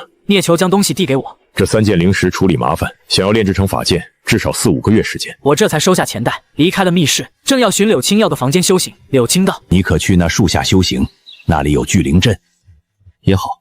我微微点头，来到老柳树下。此地灵气确实浓郁，但却有一股淡淡妖气弥漫。这妖气很淡，若非身为树妖比较敏锐，还真不一定能察觉到这妖气。我看了一眼老柳树，柳树静悄悄的，没有露出什么异常。柳贤和柳清月出门游玩了，安心修行，灵气自然不缺。聂球在炼丹房闭关，我观想自身天地，吸纳天地灵气，灵虚玄功微微运转。随着我的运功，柳青不注意时，老柳树微微摇曳了一下，竟然也开始吸收灵气。我心神却是注意着，老柳树果然成精了。在外修炼，我可不会完全入世，老柳树只是修行，没有惊扰我。修行1天下来，我感觉到了8层的瓶颈，慢慢打磨，自有突破之日。柳贤和柳清月回来了，柳青已经做好了饭菜，招呼我一起吃，我跟着吃了些，给聂球送了饭菜。给聂球送饭的事情也是我来办，3人不会接近密室，以免有窥探之嫌，也担心不懂炼气之事打扰了聂球。晚上继续修行，累了就倚靠着老柳树睡下。第2天早上，柳贤和柳清月也来此修行，他们只修炼半日，并不像我除了吃饭都在修行。见状，柳青对2人一阵大骂：看看人家洞天弟子如此刻苦，再看看你们。2人一阵羞愧，表示一定努力。当天多修行了半日，对于年少的他们来说，枯燥的修行哪里有外面的世界精彩。我安心在青柳院住了下来，日日修行，打磨自身。聂球进入密室一步未出，安心练气。柳贤兄妹2人自努力半日后，又恢复了懒散。柳青无可奈何，也不再多言。我一边修行，一边注意着老柳树的情况。老柳树应该刚踏入修行不久，意识浑噩，尚未完全踏入妖修行列。看在同为树妖的份上，我会帮他聚集一些灵气，加速他修行。反正现在已经到了瓶颈，只剩下打磨，倒也不需要太多灵气。到了饭点准时吃饭，中午柳贤兄妹是不会回来的，只有我和柳青。柳青偶尔会打听一下灵虚洞天的事情，看样子是有心让兄妹2人拜入灵虚洞天修行。听闻你们灵虚有2大天才，7日炼气的长春，古妖血脉的牛问道。他们名声已经传到您老这儿了。他们可没少来中岩城，和3大家族也交过几次手。我不想知道也难了，只要出门打听，几乎都知道。看来风头挺盛，少年意气风发，谁不想世间有名？我还听闻那牛问道虽为古妖青牛，却待人客气有礼，善待弟子师兄。我也有所听闻。你不认识他们？他们是剑脉的，我和师兄只是气脉弟子，一直在峰内练气，也只能听些传言。也是如此，天才之辈确实难见。以我的身份地位，接触不到牛问道他们也实属正常。不过听外面传闻，长春和牛问道似有不和。有此事？我不曾听说他们有什么不和。约莫2个月前，2人曾因一株灵药打起来，牛问道夺了灵药。听说当时长春受了重伤，扬言要将他牛角给折了。后来呢？后来就不知道了，我也只是在城内听说这些事。我没有多言，回老柳树下修行。牛问道和长春早已结下了梁子，想要奴役牛问道。这对于一只妖来说乃是生死之仇，只是没想到已经闹出城外，在中阳城都有他们不和的消息。闭门炼气听起来很好，但这两个天才掐架就不太好了。不过这些与自己无关，安心修行，早日炼气8层。日时间过去，眨眼间来到青柳院已有1个月了。我终于磨破了瓶颈，水到渠成进入炼气8层，浑厚的灵力流淌全身，涌入4肢百骸，脑海中的本体也长高了1寸。我的突破，不远处的柳青看见了。皇天不负苦心人，恭喜小道友修为大进。天资差，只能刻苦修行。我笑道。柳青不再多言，让我安心巩固修为。炼气8层的灵力流淌全身，刚突破的感觉让我觉得自己异常强大。但看了一眼自己本体后，任何感觉都熄灭了。炼气8层，长生树变得更好吃了。如果说以前的自己吃起来软软的，现在是吃起来带点脆感。待到晚上，柳贤兄妹2人回来，又被柳青训斥了一顿，拿我当教材。我也没想到自己有一天会成为别人口中别人家的孩子，我自然不会多话，回房休息去了。来青柳院1个月了。聂球还在处理材料，那3块其实实在是坚硬，再加上特殊属性，处理起来必须小心翼翼。咚咚，敲门声响起，我打开房门，是柳贤。柳贤道友深夜有何事？明日牛问道要来中瑶城，李道兄是灵虚洞天弟子，不如一起去见见。我是气脉的，与之不熟，身份低微，去了也不会见我。我现在可不想和牛问道见面，他风头太盛，被人关注都来不及，还主动贴上去。那可是古妖血脉，你们灵虚第一天才，你就不心动？若他得了势，将来当上掌门，你也飞黄腾达。相差太大，我这种弟子灵虚太多了，不入眼。我再次摇头，这柳贤脑子有问题。掌门继承人长春还在呢，真以为凭借天资就能当掌门？还有一点，牛问道是妖，人类宗门让古妖来统领，种族问题注定了他在天才也好，也不可能担任掌门。就算是长春脑子一嘟，来一手退位让贤，其余人也不会答应。见我完全不动心，柳贤有些失望，只得离开。本想凭借我灵虚洞天弟子的身份能面见牛问道的，若是能入了牛眼拜入灵虚洞天，那就不是普通弟子了，日子会好过不少。我摇头轻叹，柳贤不好好修行，居然想着投机取巧。第2天，柳贤兄妹2人又出去了，我来到老柳树下修行。小友，我出去一趟，你安心修行，午饭在灶上，劳烦你自己热一热。前辈尽管去忙吧。这柳青怕是不放心兄妹2人，担心他们直接去找牛问道，不管了，自己安心修行。抬头看了一眼老柳树，念你修行不易，我也帮你一把。脑海中回忆起树妖修行法，念给老柳树听。老柳树刚开灵智，尚不通言语，摇曳着树干表示感谢。同时老柳树也聚集灵气，将自己修行法给我观看。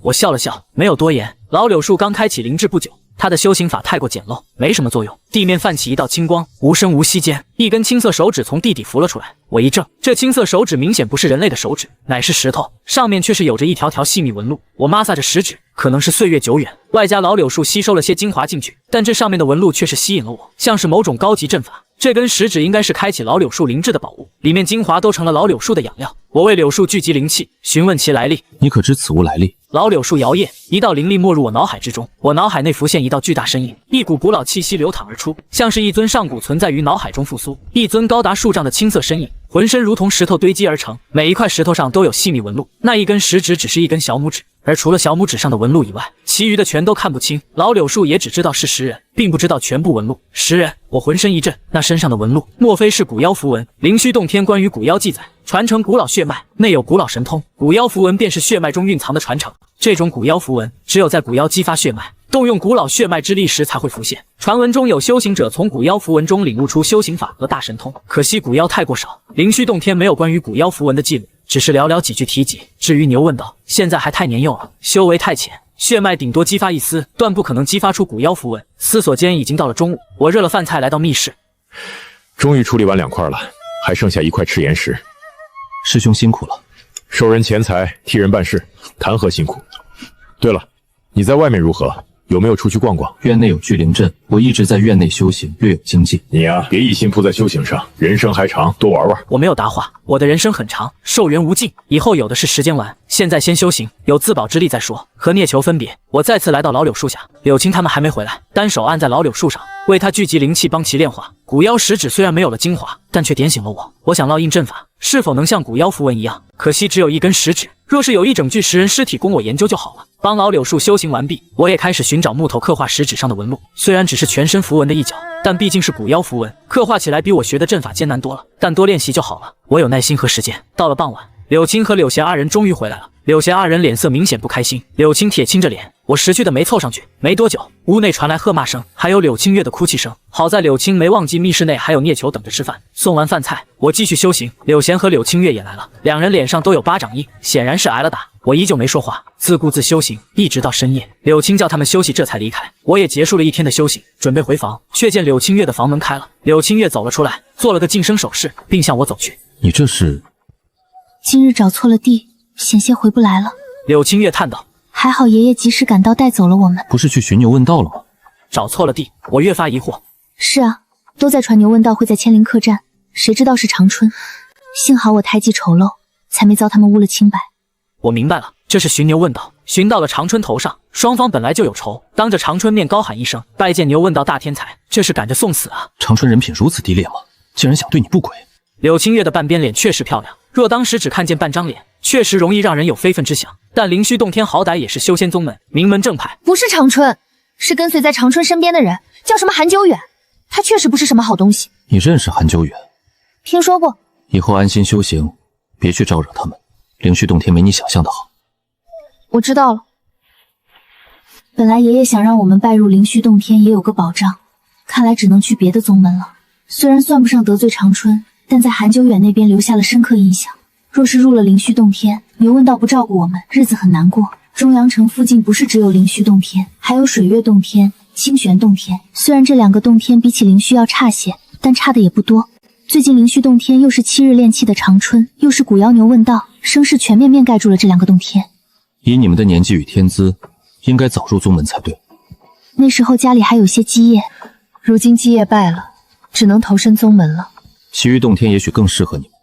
柳青月张了张口，还想说什么，我摇头道：“我知道你想说什么，无非是觉得我是灵虚洞天弟子，师兄又是筑基炼气师，能为你们牵线搭桥。”柳青月连连点头，面露期待。我摇头道：“我和师兄都未曾与长春有过接触，那韩久远只听过其名，经常索要弟子丹药，不惹为好。”柳青月沉默了。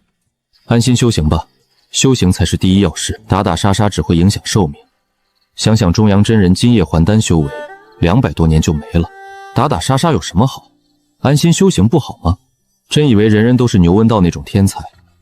我知道了，我以后都会安心修行。柳青月回房了，表示记住我的话了。至于真记住还是敷衍，就不是我能管的了。我瞥了眼柳贤房间，这位也没睡，一直在房内听着呢。也许柳青这老家伙也没睡，回房休息。第二天继续修行，柳贤和柳青月没有再出去，安心修行了。对此，柳青老脸很欣慰，只是这欣慰没持续多久，只是闭门了2、3日，柳贤便坐不住出门逛去了。柳青月倒是耐住了性子，没有再出去。我依旧安心修行，刻画古妖符文。3日后，我终于画成了。我发现刻画了古妖符文的木头会变得特别坚硬，比石头还硬。若是灌注灵力，坚固程度堪比一般下品法剑了。这结果让我很欣喜。如果刻印在自己身上，那同阶休想肯动自己。不过这还要继续研究，比如除了坚固，这古妖符文还有什么特性？我还是用上了聂球给的钱，在附近寻了个铁匠铺，租下了铺子。我储物袋内有不少炼器材料，开始炼制简单的法器，不注重外形，只注重速度，哪怕是一个铁疙瘩也行。3日时间过去，我将10指符文烙印在一块铁牌上，铁牌更加坚固，下品材料配合10指符文堪比中品，几乎提升了一个品阶。仅仅是10人小拇指的符文便能提升一个品阶，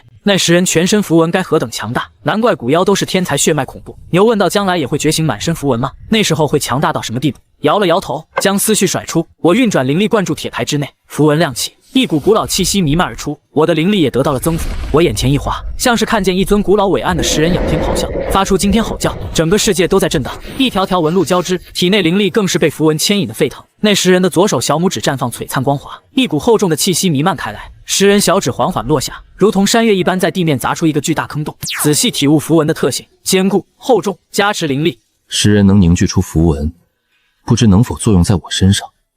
我沉吟道：“这符文还能用来炼器，称之为更高级的阵法也不为过。自跟随聂球炼器以来，我一直在思索这件事，迟迟没有动手实践过。如今10人符文的出现，让我看见了希望。一般炼器烙印阵法是根据人类修行者来的，需要改变材料，炼制成适合灵力运转的法器。而我自身不需要改变，需要改变的是阵法和符文变成适合自己的。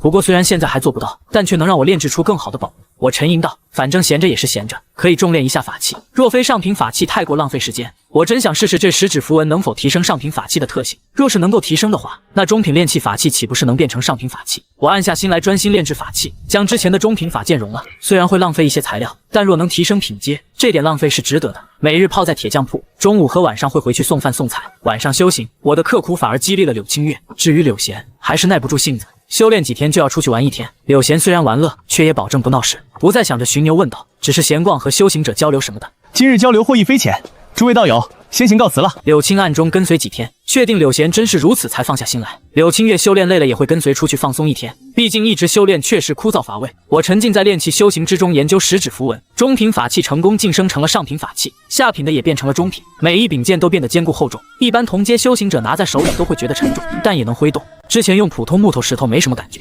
现在换成法器拿着，厚重感才明显。一直在铁匠铺泡了1个月，将带来的中下品法剑全部改造完成。这一日，我傍晚返回青柳院，刚进门就听见柳贤兴奋而激动地说着关于牛问道的事情。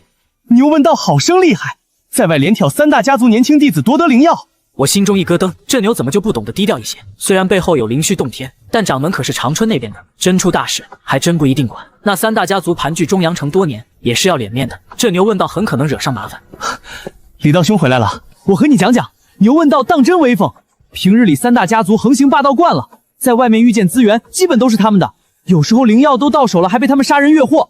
这次牛问道可是做了大好事。是啊，听说牛问道一岗铁劲横扫那几位弟子，后来3大家族有人来支援，想要联手对付他，牛问道一棍下去横扫一片，击溃了10几个，吓得他们落荒而跑。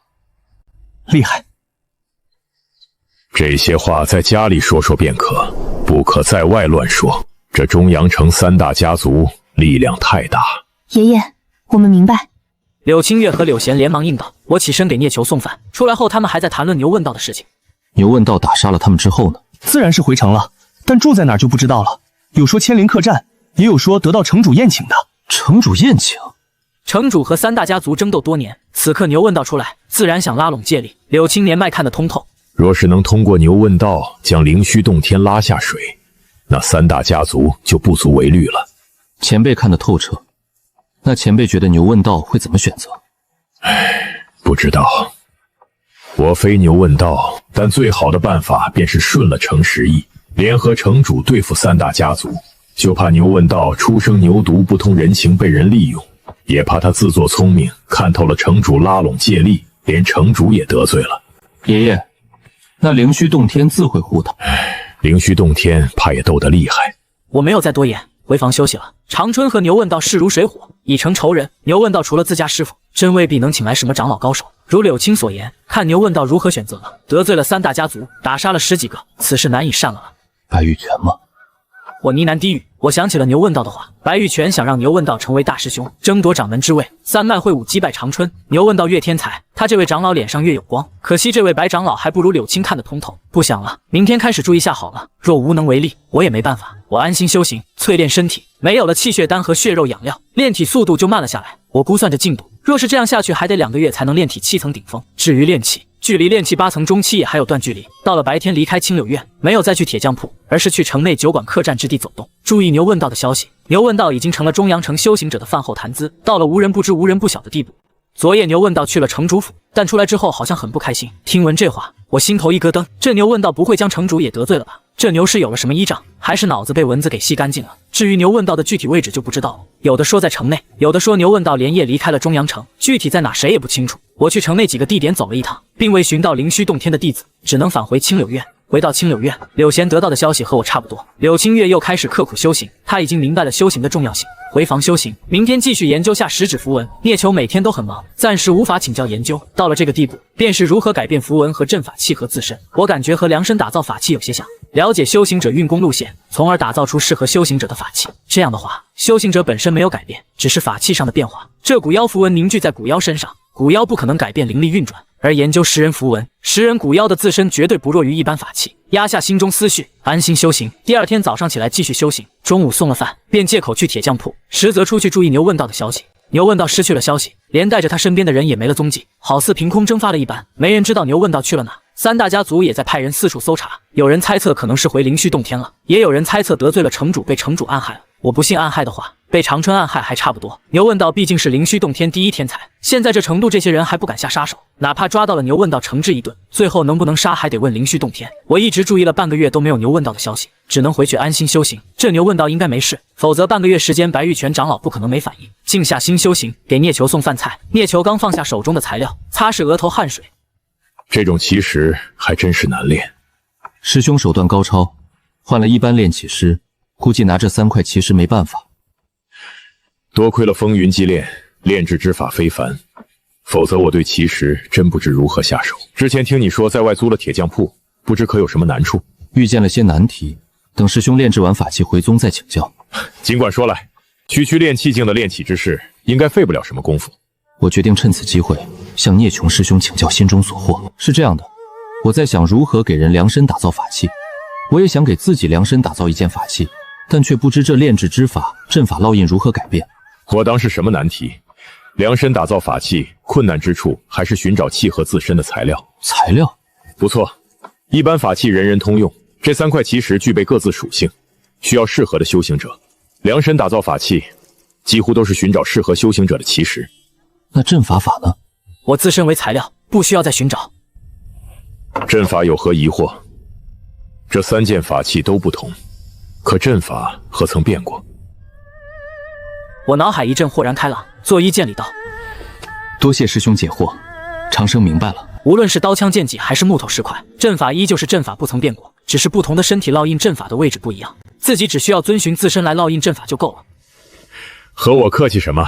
以后有何不懂之处，尽管问我。我离开了密室，回房运功修行研究自身。没多久，我拿出食指开始研究，脑海中回忆起之前感应到的食人影子。食人战斗之间浑身符文亮起，自己应当烙印全身还是烙印部分？至于以后更换更好阵法问题，我也不担心。如果能直接更换烙印阵法，那就最好；不能的话，毁掉便是，大不了疼痛一段时间受些伤，无尽生机下没多久就恢复了。安心修行，钻研自身，本体摇曳，爬满无数血管般的血丝。我闭关修行，除了送饭时间出关，全都关在房间里。柳青爷孙3人没有打扰我。柳青做饭，柳青月修行，柳贤还是修行几日便出去放松1天，一遍遍功法运转，还有炼体之法也随之运转。我自身情况自身很清楚，但还是要慎重一些。一直过去7日，我才开始以灵力幻化，在体内开辟符文路线，还要烙印食指符文。食指符文虽然残缺，但对于炼气境的我来说却是最好的，哪怕气脉阵法也远远比不上食指符文。那股厚重坚固正是我想需要的。当然，玄金阵也必不可少，让自己浑身如同法剑一般锋利。随着食指符文烙印本体之上，血丝像是活了过来一般，在树干上纵横交错，一股坚固厚重的气息从本体之上弥漫而出。食指符文顺利烙印，接着是玄金剑阵，血丝再度交织，灵力流淌，一股锋锐之气散发，像是一柄法剑成型，双掌化作树枝，双腿化作根须，一股略微古老的气息弥漫，像是一尊古妖复苏一般。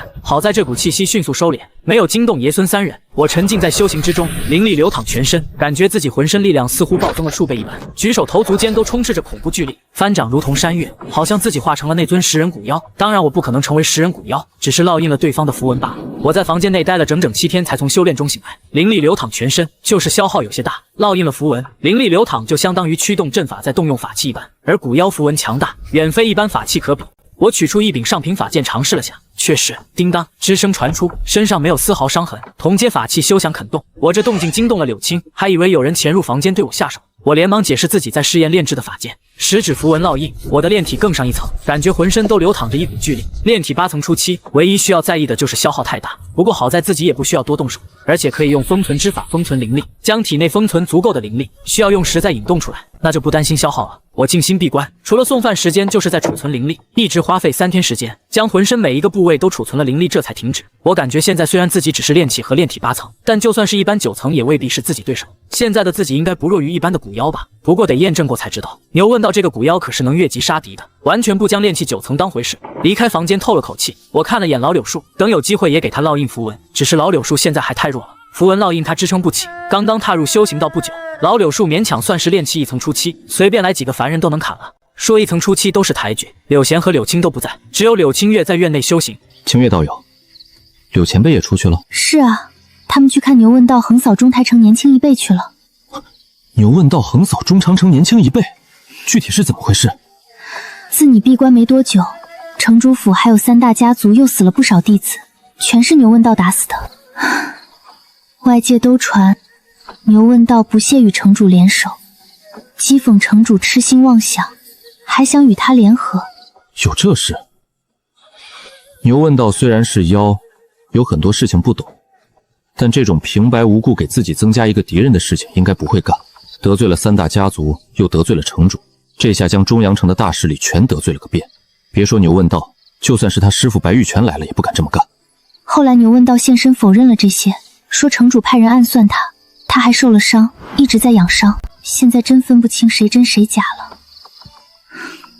灵虚洞天是不能去了，他们遇上长春，若非脸上胎记清白都保不住。柳贤还想投靠牛问道，可是这牛问道身上也是是非不断，这要是拜入灵虚洞天，估计哪天怎么死的都不知道。我很庆幸自己跟聂球去了气脉，没有继续留在灵剑锋。现在的灵剑锋几乎分成了两派，长春一派，牛问道一派。硬碰硬自然是牛问道强，但论起脑子阴招，绝对是长春强。那牛问道这次对付钟嫣是年轻一辈，不会是在城内吧？当然不是，牛问道在城外与他们交手，灵虚洞天也有筑基期高手前来约定，不让筑基期参与。若没了筑基期，牛问道应该能走。应该吧。具体在哪儿？我也去凑热闹。北城城门外，要不带上我？你好好休息，师兄还在练气呢，也需要人在这守着。饭点我会回来。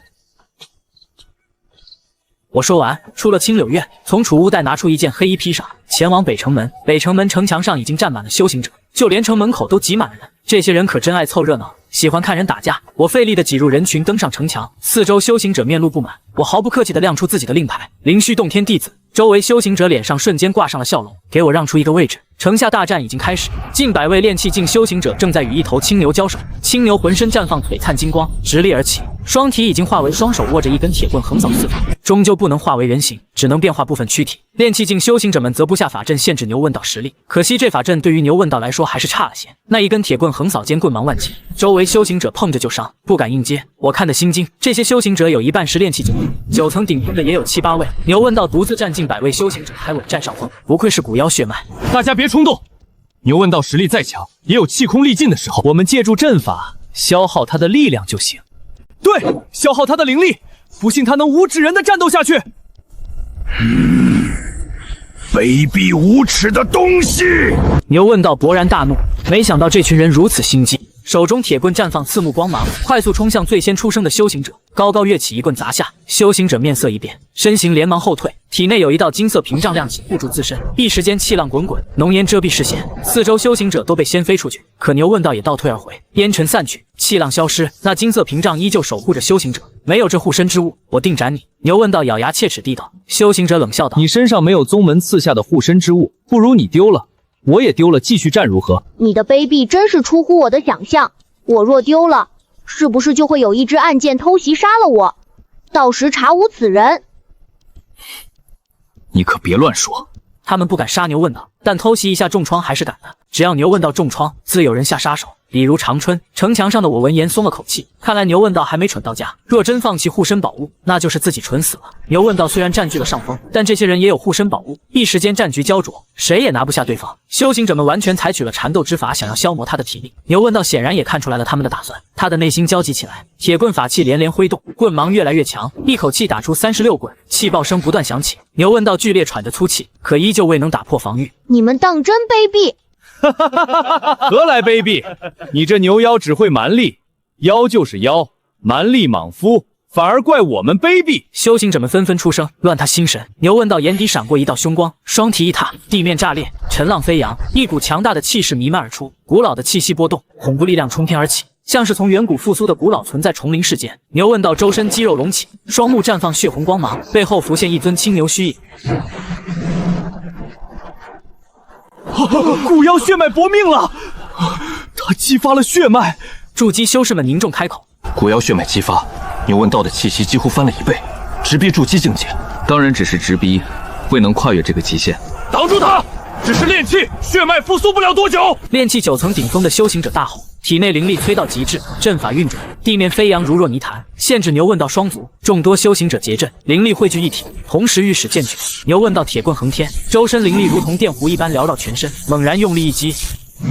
给我破！激发血脉的一击，涌动的地面停止，恐怖的力量以牛问道为中心爆发开来，数十道剑芒瞬间溃散，一位位修行者瞬间口吐血水，横飞出去。那几位炼气9层顶峰的修士也是面色一变，身形滑退出去，地面塌陷，气浪冲击100余米。一位位修行者不可思议地看着自身屏障，屏障还在，但却有一丝丝裂纹，更有一个细小洞口。牛问道的力量已然击穿了这屏障，众人抬目看去，牛问道的铁棍赫然多了一截，枪头弥漫着恐怖力量。筑基法器。修行者们神情一凝，终于明白牛问道为何能打破屏障。牛问道喘气粗重，单手握着法器长枪，牛眼虽然血红，却未失去理智，而背后的青牛虚影此刻暗淡的几乎消散。我再说一遍，我没有杀你们家族之人，反倒是你们暗中派人害我。牛问道冷声道。突然破空声传来，一道冰冷的剑矢从远方急速飞来，直指牛问道：“你们卑鄙！”牛问道面色一变，提起长枪想要抵挡，却是身形一晃，险些摔倒。刚才一击，他已气空力尽。不好，有人要杀牛问道！该死，不能让牛问道死了！诸多筑基修士面色大变，若是牛问道死了，灵虚洞天必然大怒，会牵连到他们。可现在却是已经迟了。铿锵一声剑鸣，一柄长剑宛若流星般飞来，与冰冷剑矢撞击在一起。咔嚓，长剑竟是瞬间断裂，不敌冰冷剑矢。好在剑矢也微微一顿偏了方向，为牛问道争取片刻时间。牛问道连忙后撤，身上也亮起一道金色屏障，剑矢贯穿了屏障，穿透了牛问道胳膊，没入地面。虽然受伤，却不是要害，让牛问道松了口气。可下一刻，剑矢却是飞了起来，再度杀向牛问道。好在诸多筑基阵里，终于赶到，磅礴真元汹涌而出，护住牛问道，笼罩剑矢。问道，先和我离开。灵虚洞天的筑基修士第一时间抓住牛问道，身形瞬间消失在原地。城墙上，我也离开了。周围修行者疑惑道：“刚才那位灵虚洞天的黑衣弟子呢？不知道，只见到他扔出一柄剑就不见了。”